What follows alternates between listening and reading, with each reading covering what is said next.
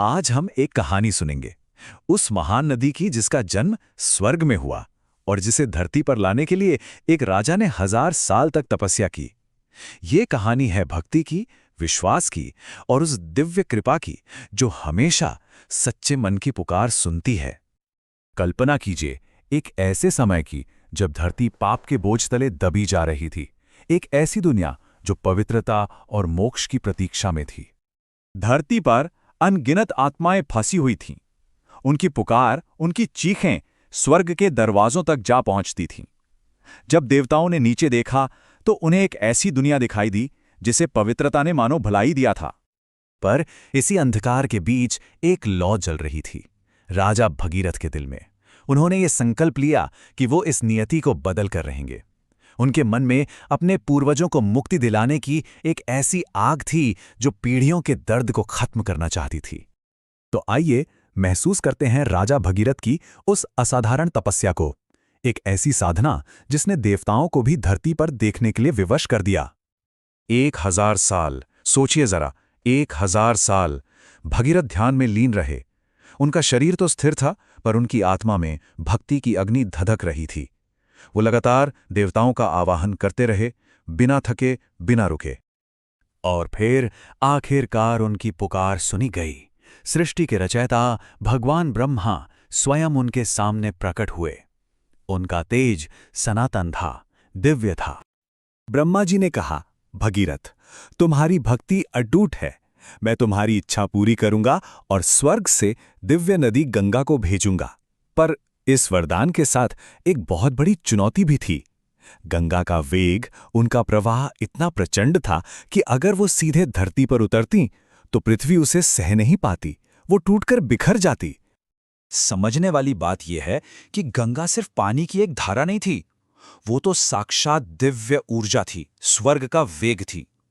और उनका सीधा धरती पर उतरना मतलब प्रलय। तो अब सवाल ये था कि ऐसी ब्रह्मांडीय शक्ति को कौन नियंत्रित कर सकता था? कौन था वो जो स्वर्ग के उस वेग को, उस प्रवाह को थाम सके? तब भागीरथ ने उनका ध्यान किया जो संहार भी हैं और सृजन भी, महादेव, भगवान शिव। सिर्फ वही थे जो इस विनाशकारी शक्ति को कृपा में बदल सकते थे। भगीरथ ने प्रार्थना की, हे महादेव, केवल आप ही गंगा के वेग को धारण कर सकते हैं। कहते हैं शिव मुस्कुराए और उनकी उस मुस्कान में पहाड़ों की शांति भी थी और तूफानों की गर्जना भी। और फिर वो हुआ जिसका साक्षी ये ब्रह्मांड बना। जब गंगा स्वर्ग से चांदी के प्रकाश की तरह गरजी तो शिव ने शांत खड़े होकर उन्हें अपनी जटाओं में बांध लिया। गंगा का सारा क्रोध, सारा वेग उनकी जटाओं में समा गया और कोलाहल कृपा में बदल गया। और फिर शिव की जटाओं से गंगा एक शांत धारा के रूप में धीरे धीरे पृथ्वी पर उतरी। अब वो विनाश नहीं, बल्कि जीवन, प्रकाश और मोक्ष की नदी थी। पूरी दुनिया बदल गई थी। जहां पहले भटकी हुई आत्माओं की पुकार थी, वहां अब देवताओं का आशीर्वाद बरस रहा था। जहां आत्माएं बंधी हुई थीं, वो अब मुक्त हो रही थीं और बंजर धरती पर जीवन की नदी नाच रही थी। जैसे ही गंगा का पवित्र जल भगीरथ के पूर्वजों की राख से मिला, वो राख शुद्ध हो गई और उनकी आत्माओं को मुक्ति मिल गई। वो रात के आकाश में चमकते सितारों की तरह आजाद हो गईं।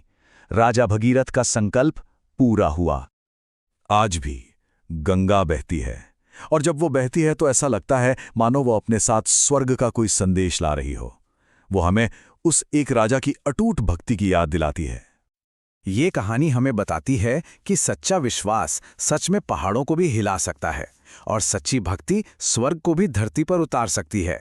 यही तो गंगा है, नदियों की माँ, आत्माओं को शुद्ध करने वाली और ईश्वर की बहती हुई करुणा का प्रतीक।